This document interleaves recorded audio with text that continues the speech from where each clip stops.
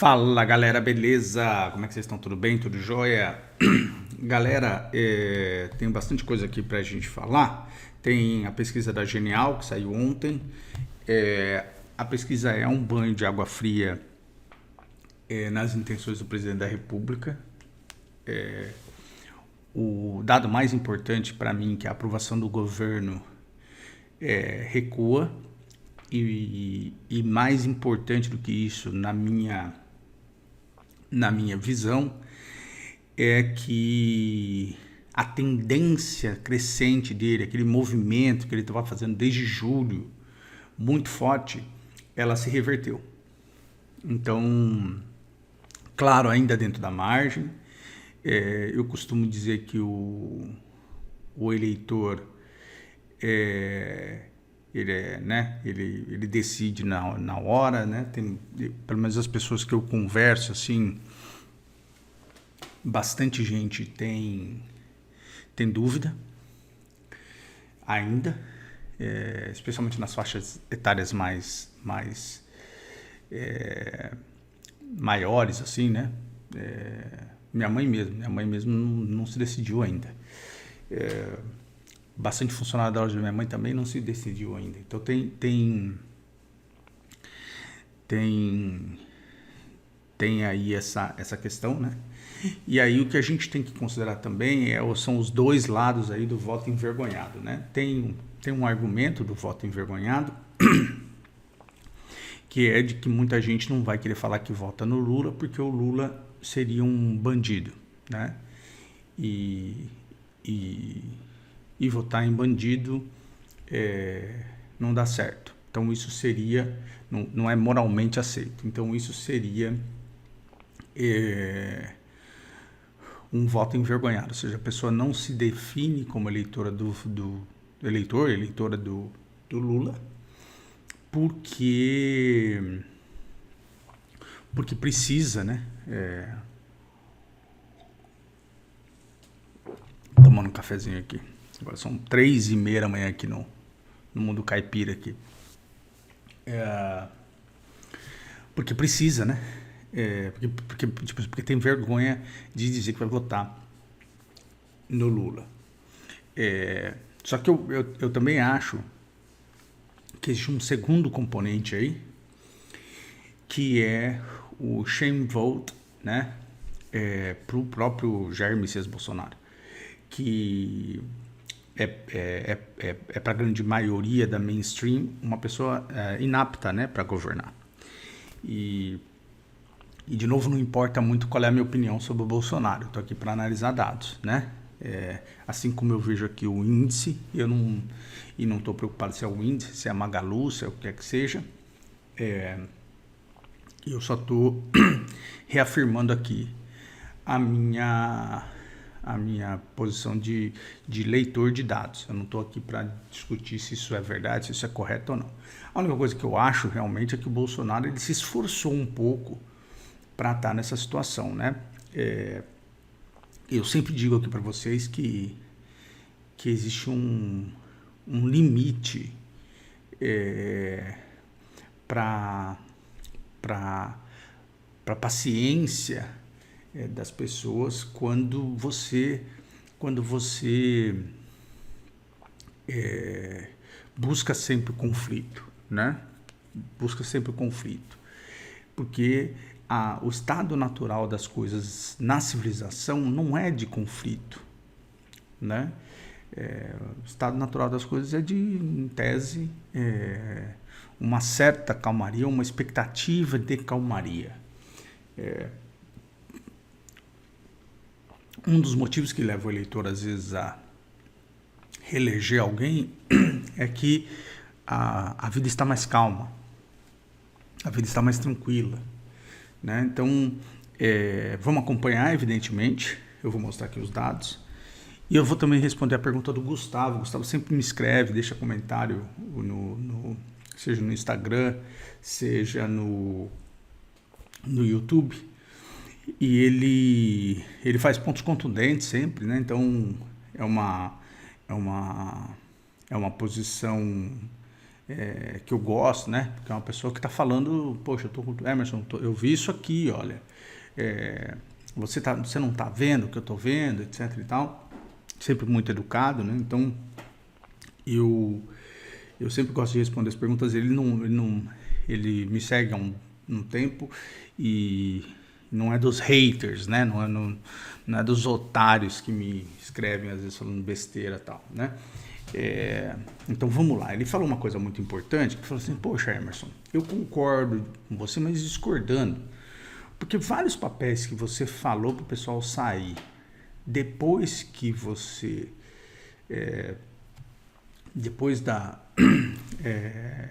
depois disso eles subiram e o índice está subindo há 4 semanas.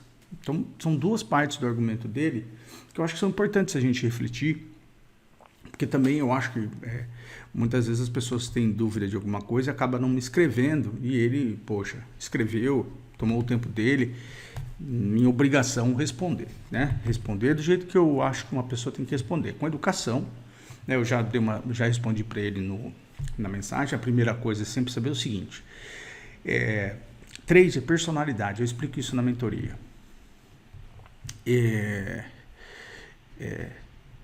Tanto é que tem um exercício que dura quase um mês de meio que desintoxicação da galera. Se você perguntar para a galera que faz mentoria, eles vão te falar isso. Em que eles ficam só olhando o fechamento de preço, sozinhos, sem minha intervenção, para que eles se acostumem a voltar a ler a essência, ou seja, voltar a ler o que está acontecendo de verdade e não se preocupar muito com outras informações, poluição, ruído, etc. e tal. Então, e aí eu explico isso para eles, que o trade na essência, personalidade. Qual é o tipo de estratégia que você gosta de usar? Porque é mais ou menos assim. Se você é um striker, se você é um atacante no futebol, eu não quero que você jogue defesa. Por causa da sua personalidade, né? A sua personalidade, a sua técnica, a sua forma de ver o jogo. Se você é um zagueiro, é claro que de vez em quando, num escanteio, eu sou corintiano, Gil fazia vários gols, Balbuena fazia vários gols assim. Eu quero que você suba, né? Quero que você suba lá na zaga, lá no ataque e faça gol. Perfeito, mas a sua função primordial é defender. É defender, né? Manter um equilíbrio na defesa. O volante, eu quero volante, claro, que saiba jogar que nem o Kroos, mas que saiba também equilibrar, né? Dar o primeiro combate, né? Saber que em alguns momentos ele é elemento de surpresa, mas não dá para ser elemento de surpresa a todo momento, porque senão não é elemento de surpresa, né? Então, enfim, não quero esticar muito esse assunto, mas então, primeira coisa é a sua personalidade. Por que esse canal existe? Por que o trader sistemático existe? O trader sistemático existe porque todos os vídeos que eu vejo por aí de players do mercado são focados em positividade tóxica. E pouca gente falando de gestão de risco na prática mesmo. Então o cara fala lá de gestão de risco no vídeo dele, mas ele fala que ele acha que o mercado vai subir.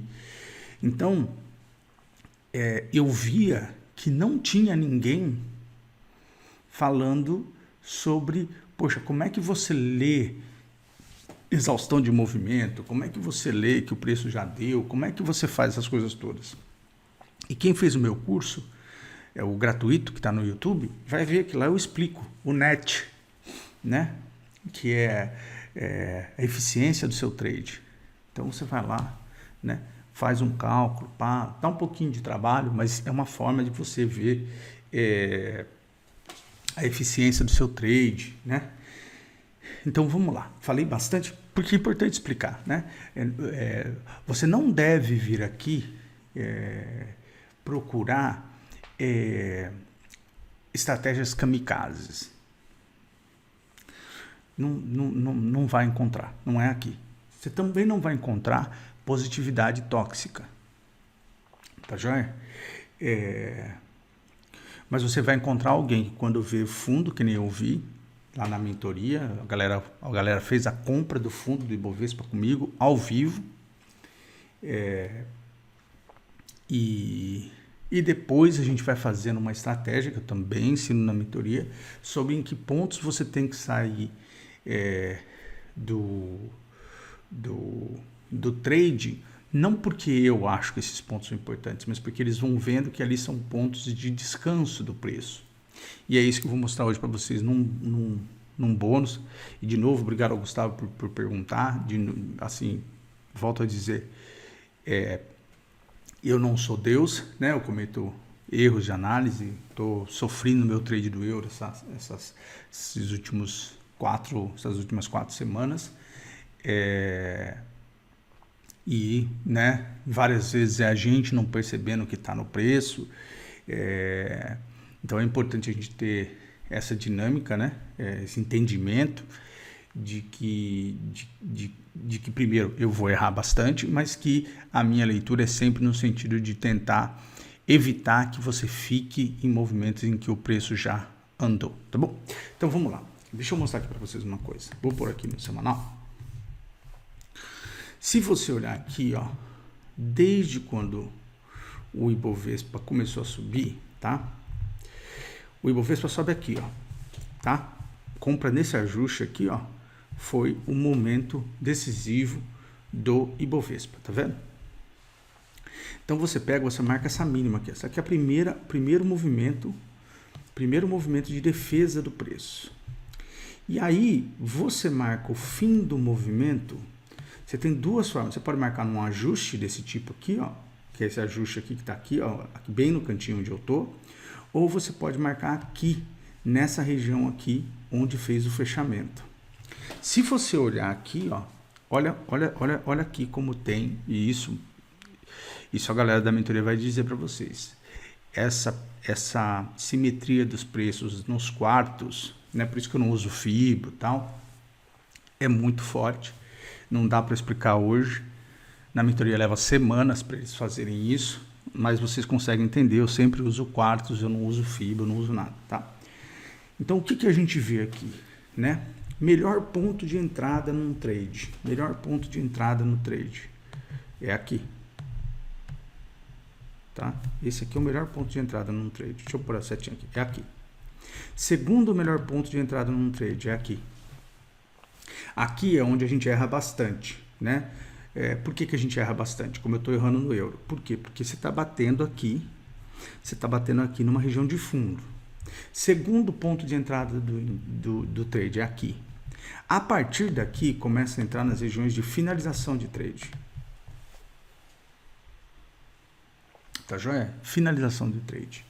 Quando vocês vão ver que no Instagram eu postei um vídeo falando assim, galera, chegou no quarto final, é hora de fazer um gol num dos domingos do trader que eu falei.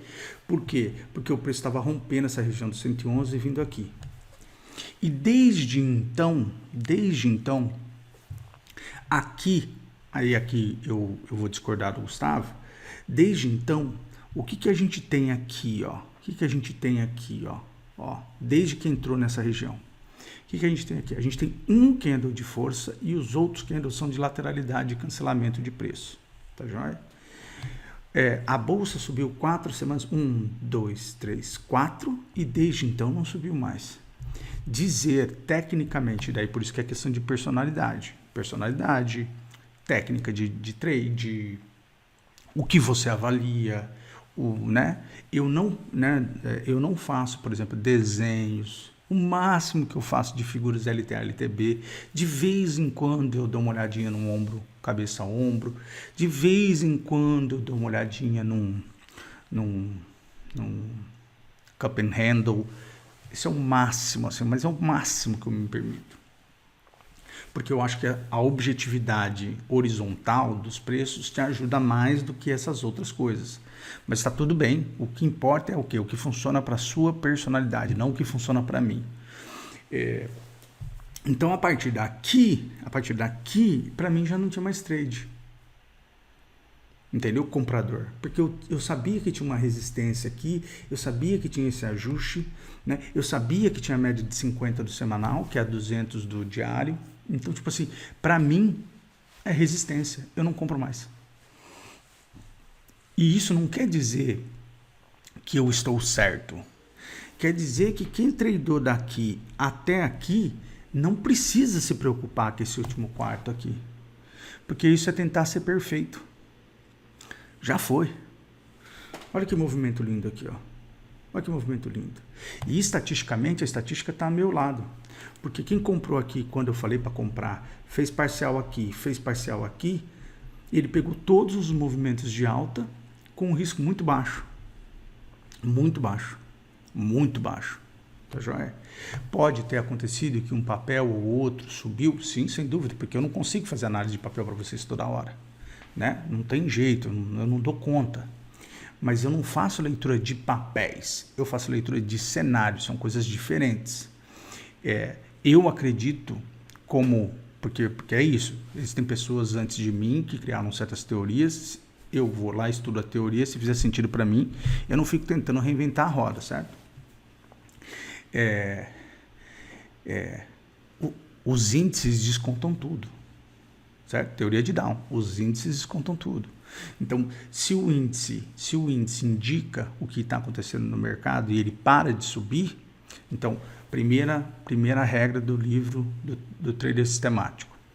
O preço sobe, depois ele para de subir. 1, 2, 3, 4, 5, 6 e agora perdeu. Certo? Em região de topo, eu sempre falo isso para vocês, em região de topo, o mercado, ele perto de uma grande correção, que é o que eu acho que vai acontecer, o mercado quer vender. Ele não quer comprar. Quem compra no último quarto do preço, ou quem fica em posição no último quarto do preço, com carregamento igual à sua entrada, é só pessoa física.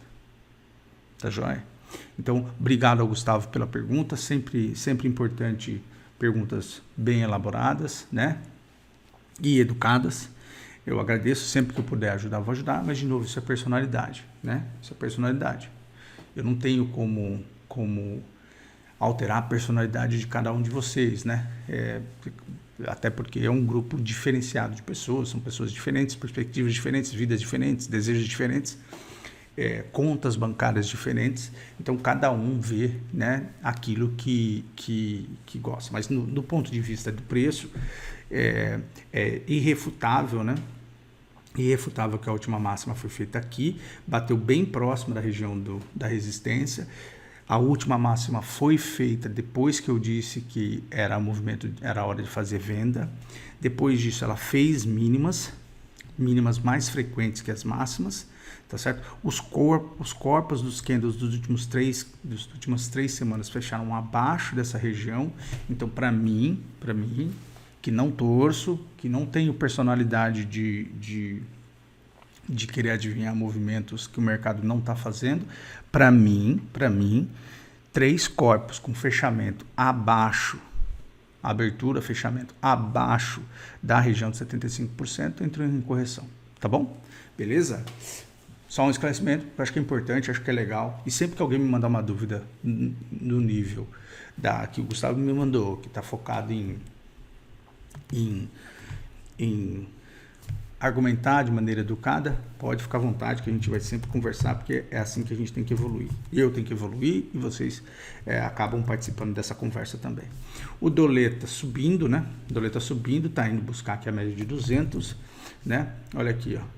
Buscou a 200 e aí aqui, nesse momento, deixou aqui a falha, né? Vamos aguardar. Eu vou falar sobre o mundo lá fora e o mundo aqui. O nosso índice, só para que eu acabei explicando, o nosso índice fez o teste da média de 200, devolveu, de 100, perdão, perde a média de 100 e perde a 50, tá vendo?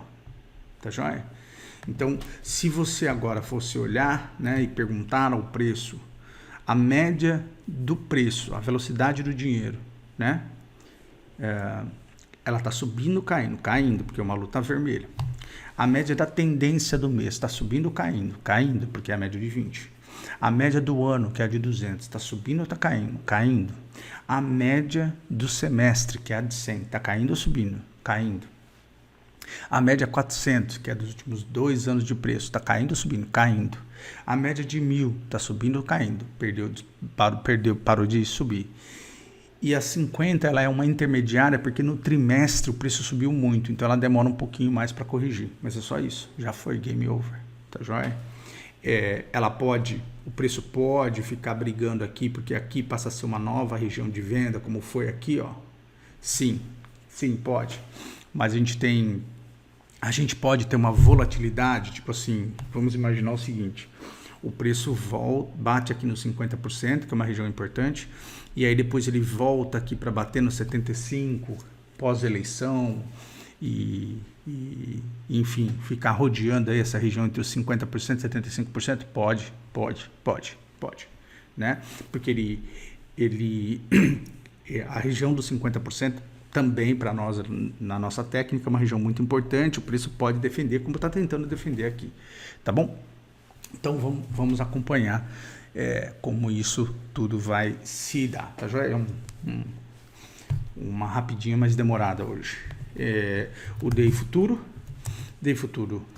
subindo um pouquinho, né?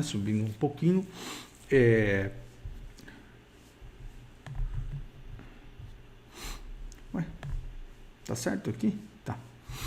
Day Futuro subindo um pouquinho aqui. Nada demais nesse momento, vamos conversando aí, né? Evidentemente, aquela perspectiva minha de que o pré-fixado pode ser um bom preço. Depois eu vou falar sobre isso. O Paulo escreveu para mim, não é brincadeira, é um seguidor que usa o nome. O Paulo me escreveu falando sobre a questão da renda fixa. Se eu entendi bem, ele tem umas preocupações com o valor da renda fixa dos títulos pré-fixados e tal. Uma potencial curva de alta da inflação, dos juros. Vamos falar sobre isso, tá? Assim que encerrar o processo eleitoral, porque a gente tem que fazer esse foco no processo eleitoral, tá? Na gringa, vamos olhar aqui a gringa. Na gringa, o EWZ lá fora ontem defendeu na região do suporte, é um suporte importante. E é isso, né? A gente tem um evento fundamental, que é a eleição presidencial, né? Então, depois de amanhã, galera. Né? Depois de amanhã. Depois de amanhã. Sábado já é a preparação, né? Então, o mercado se segurou até agora, né? Tá numa região de importante teste normal. O importante é você saber que a tendência de baixa continua forte, né? A China caindo aqui, fez uma defesa. Emerging Markets também fez uma defesa. O que a gente tem para falar aqui? O yield. O yield caiu um pouco, está aqui na região brigando ali nos 4%. 4% é uma região marcada, importante para o yield, para o 10-year yield nos Estados Unidos. O TLT defende um pouco, ó. O TLT defende um pouco, né? Ele fez um gap aqui de queda forte e agora defendeu, tá vendo? Com bastante volume, tá vendo?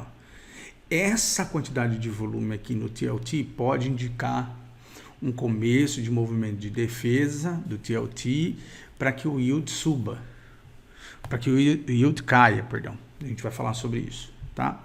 E aí nesse momento aqui, como é que a gente tem? A gente tem a Nasdaq, né? Continua fazendo defesa aqui, fez uma defesazinha de fundo, né?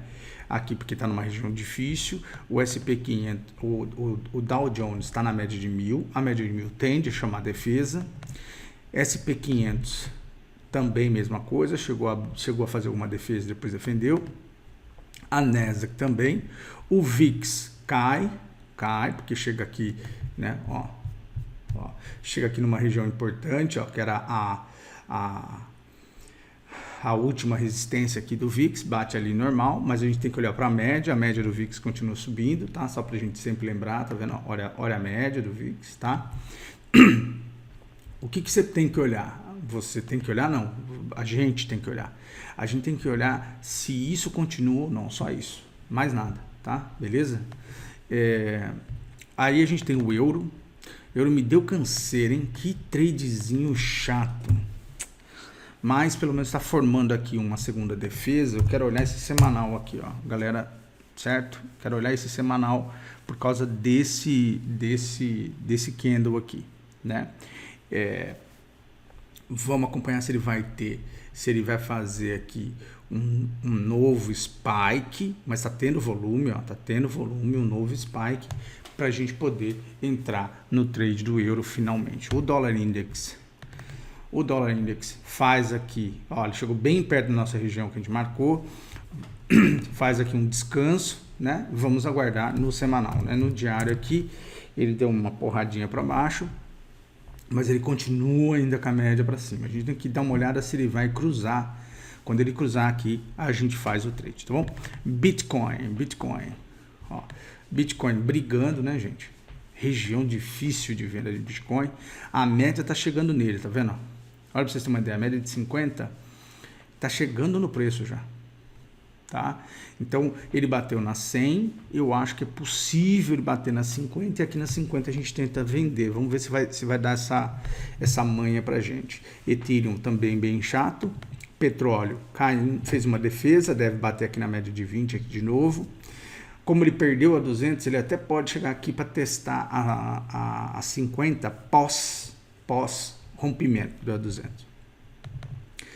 Ouro indo para baixo e minério de ferro também, tá joia? Beleza? Então é isso. Feito isso, vamos olhar a pesquisa. Tá aqui, ó. Então vamos lá. Primeira coisa, né? Então olha só. Então a avaliação negativa do governo dele subiu, tá? Desde a última vez que a gente conversou, que chegou aqui nesse suporte aqui, que era mais ou menos 38 pontos, a avaliação negativa dele subiu 10% em duas semanas. É muito. E isso é por quê?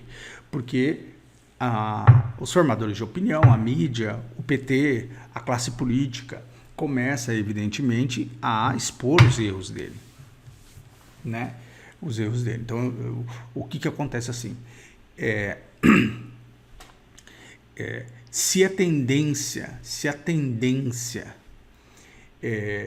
de crescimento dele continuasse e esse azul aqui positivo cruzasse o vermelho, game over. Essa correção para baixo aqui não é bom, né? Eu estou falando do ponto de vista do presidente da República. Não estou falando do ponto de vista do Brasil, se ele é bom para ser, entendeu? Só para explicar sempre. Então aqui isso é uma mudança importante, tá? Isso aqui é uma mudança importante com esse ajuste aqui da pesquisa, né? E o regular também caiu. Então, assim, aquele movimento que ele estava tendo de capital regular e de esse regular ir transferindo para ele, mudou. Então, hoje, ele já tem só 55% de aprovação. 55% de aprovação, vamos dizer que ele converte 80%, 55%, 80%, nós estamos falando ali de 44% dos votos válidos, entendeu? Então, 44% dos votos válidos, tá? Já excluído brancos e nulos. Faltaria para ele aí, né? Faltaria aí para ele, dependendo de como o Lula for ficar na campanha. Então, ele volta a subir negativamente no Nordeste, né? Isso aqui pode ser o seguinte, tá? Isso aqui, eu falei isso na mentoria também pra galera. O candidato a deputado, ele não tá nem aí, viu, galera? Ele vende o candidato a presidente da República direto. E como essa eleição tá muito polarizada, tem muito candidato, vocês devem ter visto por aí, que não bota o nome do candidato a presidente. Muito. Por quê? Porque tá polarizada. E aí no Nordeste, se o cara perceber que para pedir voto ele vai ter problema com o candidato dele a presidente, ele simplesmente larga o cara, entendeu? Continua, evidentemente, falando que tá com o cara, etc e tal, mas é aquela coisa meio de tirar o pé. Normal. Por que é normal? Porque o deputado, ele sabe que depois que o presidente ganha a eleição, ele vai atender ele de novo só de vez em quando. e que, e que mesmo assim só vai atender ele se ele for, se ele tiver no exercício do poder, ou seja, se ele for deputado eleito. Então a primeira coisa que ele tem que fazer é ganhar a eleição. Então é do jogo, né? Para ele ter representatividade, ele precisa ganhar a eleição. Se o candidato dele não está ajudando nesse sentido, ele deixa o candidato. É assim que funciona.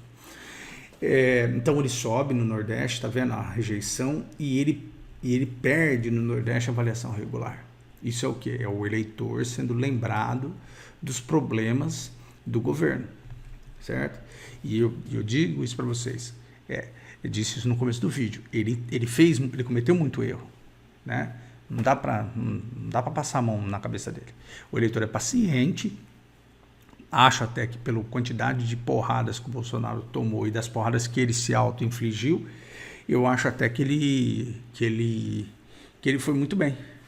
Que ele está indo muito bem. Eu acho mesmo. Para quem tinha uma rejeição de 55% do seu governo aqui, ó, né? Ele conseguiu uma vitória muito grande. O que está acontecendo é a mudança do eleitor na reta final, e essa mudança do eleitor não está sendo para ele, tá bom? No Sudeste, 38 negativo, 34, ele subiu um pouco no Sudeste, mas subiu também a rejeição ao governo dele, então isso é ruim. No Sul, ele cai no Sul, ó, certo? Então, o que acontece? Aonde ele não tinha tanta força, ele piorou. E aonde ele estava indo muito bem, que era o Sul tem, né, uma posição muito majoritária em favor do Bolsonaro, ele começa a perder um pouco de força. É pouco, mas você não pode perder seu terreno de conquista, né? Então isso é importante. Por último aqui, né, o voto, tá vendo, o masculino? Ele estava arrebentando no masculino, tá vendo? A aprovação. Hoje já perdeu. Hoje a gente está com 58, um pernilongo aqui, 58 e 40, né? Então ele ainda tem uma força nos masculinos, mas hoje a rejeição dele no masculino volta a subir, tá vendo? Foi esse momento aqui, ó, foi essa curvatura final da campanha aqui, ó, foi aqui que ele ou que ia pro pega para capar, certo? Ou isso aqui curvava para cima e ele puxava os votos, ou ele ia ter problema, certo? Aqui eu vou passar. E aí vamos lá para a pesquisa espontânea. Na espontânea, então, a gente tem nesse momento Lula com 36, ele com 30, os indecisos estão caindo, né? Os candidatos da terceira via não valem absolutamente nada, né? O que a gente tem sempre que lembrar, né, é a quantidade que eu fiz no vídeo do domingo. Se você não viu, ele vai estar aqui no card para você. Como é que isso impacta no número de eleitores, tá joia? Então, eu já tinha... nesse computador eu não estou com a planilha aqui, né?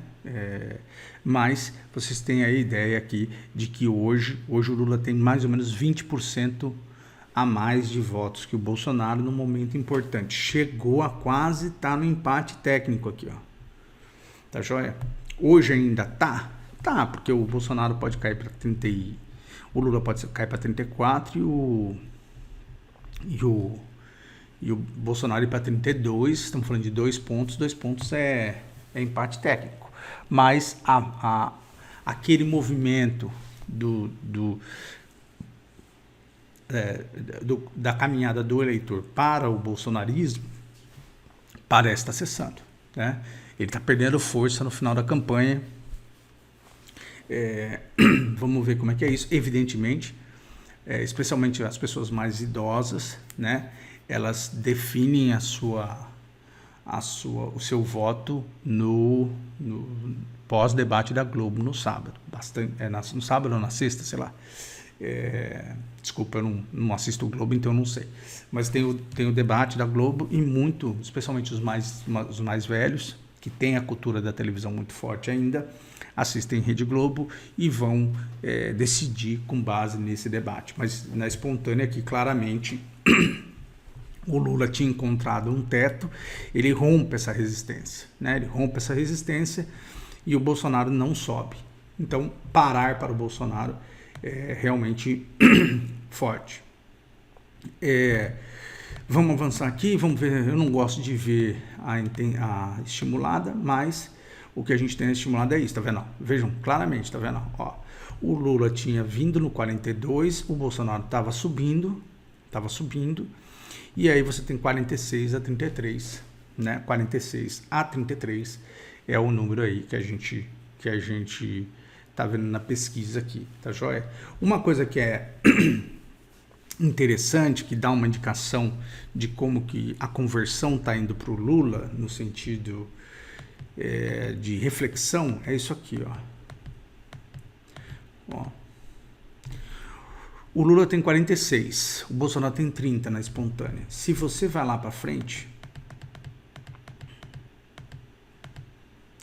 o Bolsonaro fica com 33. Então ele ganha na espontânea só 10 pontos percentuais, 10%, 3 pontos percentuais. O Lula ganha de 36, ele vai para 46. Então quer dizer o seguinte, para isso eu uso a estimulada. Quando o eleitor é confrontado com a escolha de voto entre Lula e Bolsonaro, ele parou de escolher o Bolsonaro. Tá joia? Então, de novo, eu sempre falo para vocês, pesquisa não é para dizer quem vai ganhar, isso é coisa de criança, mas é para dizer como é que o movimento, como é que está a maré. A última pesquisa que a gente vai avaliar é essa, da Genial, depois é só pesquisa de boca de urna. Esse movimento preocupa, deve estar preocupando os bolsonaristas, como deveria estar preocupando os petistas, quando eles partiram para o ataque há 2 semanas atrás. Vocês vão lembrar disso, que o PT intensificou nas últimas 2 semanas um movimento para tentar converter voto, e esse movimento está funcionando. Tá joia? Eu mesmo, na mentoria, falei para a galera que eu achava que isso era um risco, porque poderia virar o nós contra eles, que é todos contra nós, na verdade, que é um discurso muito forte para o Bolsonaro, né? Todo o establishment está contra a gente, a velha política está contra a gente, é um discurso comum do bolsonarismo, né? E que isso poderia ajudar a converter. Aparentemente o Bolsonaro não conseguiu capturar isso, né? Não conseguiu capturar isso, e vamos aguardar aqui o que o eleitor soberano decide no domingo. Como eu disse, o mais importante é que a gente aceite o resultado, né? Meus amigos de esquerda, aceitem o resultado se o eleitor mandar vocês trabalharem mais um mês para pedir voto, né? Aceitem o resultado se o Bolsonaro surpreender e terminar em primeiro, né, na pesquisa mais importante de todas, que é o voto, na computação dos votos. E que os bolsonaristas também aceitem com alegria se o candidato deles for primeiro colocado, se o candidato deles for segundo e for para o segundo turno, ótimo. Se o eleitor decidir que vocês têm que ir para casa e que esse foi o único mandato do Bolsonaro, que assim seja, né? Porque é assim que sociedades maduras, modernas, precisam ser. Se a gente não consegue, tá? E eu não acho que o Bolsonaro vai fazer isso. Eu sempre digo isso para vocês, que isso para mim é uma energização da base dele, para fazer o povo dele votar, etc. e tal. Mais importante do que a dívida pública, mais importante do que a luta contra o socialismo, entre aspas, não existe nada mais importante no capitalismo para que ele funcione do que o respeito às regras, certo? Um país que diz, um presidente da República que diz que porque o resultado não foi aquele que ele quis, né? Não aceitar uma derrota, ele precisa se o país apoiá-lo, a gente não é um país muito sério, não, certo? Então, assim, eu não tenho nada contra o Bolsonaro, né? Também não tenho nada nem contra o Lula, não tenho nada a favor de nenhum político, na verdade, mas a gente precisa ser adulto, porque senão a gente vira uma republicazinha de banana, e aí não importa, né? Risco fiscal, não importa dólar, não importa nada. Não importa nada. Não importa a queda da inflação, porque aí é falta de civilidade mesmo. Daí a gente é igual aos outros países da América Latina, que a gente acha que a gente é potência, ou dos mercados emergentes, que eu falo para vocês que é brasileiro se acha melhor que os outros emergentes, mas a gente vai ficar igualzinho eles, né? A gente não sabe alternar poder, né? E alternância de poder é requisito, porque senão um grupo fica majoritário, né? Por que o povo quis tirar o Lula e o PT do poder? Porque já estava hegemônico, estava um saco. O eleitor foi lá e tirou. E agora, se o eleitor resolver que é hora do Bolsonaro ir embora, obrigado pelos serviços prestados, vai ser sempre um presidente da República, né, na história do Brasil, mas foi. Se for reconduzido, parabéns, vai governar mais 4 anos, e os petistas têm que aceitar isso e pronto, acabou. Tá bom? É isso aí. É assim que a coisa funciona. Eu sei que é meio básico isso, mas às vezes eu fico impressionado como o básico não é tão importante assim, ou não é tão considerado assim pelas pessoas, tá bom? É isso aí. Valeu. Ainda faltam 4 dias para a eleição, para a gente saber como é que é o quadro final. E esse foi um domingo, uma rapidinha demorada em razão disso. Valeu. Tchau, tchau.